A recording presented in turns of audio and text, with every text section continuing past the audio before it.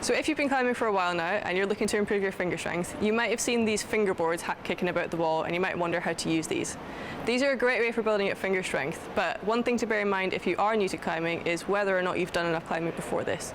If you're quite new to it, the best way to build up strength is just by going to the wall and climbing as much as possible for a certain amount of days. If you have done enough of this and you feel like you're at the point where you're ready to get more specific with your training, then here's some tips on how to safely fingerboard. So the first thing you need to know about fingerboarding is the safest way to hang with your hands. There's 3 different ways you can do it, but only 2 are really recommended.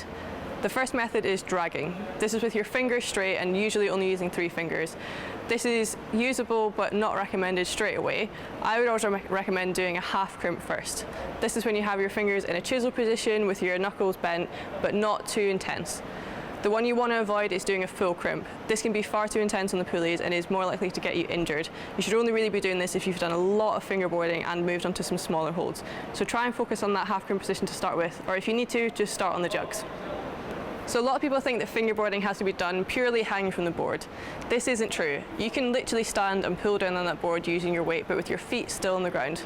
And then if you feel like you can build it up, do it really slowly. I would recommend starting with your hands on, bending into your knees so the weight goes through your hands, and then seeing how much weight you can take off a little bit at a time. This can be done with a pulley system using additional weights, or you can be done simply just by standing on the ground and bending your legs until you can lift both off.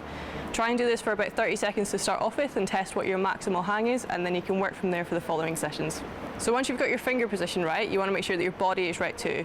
You don't want to be hanging loosely from your shoulders or having your core flopping around. You need to make sure that you pull into your shoulder blades, get them far away from your ears and engaged, and then the same with the core. Try and tuck those hips under, maybe put your legs out in front of you and squeeze everything. Don't get lazy with it, be safe with it.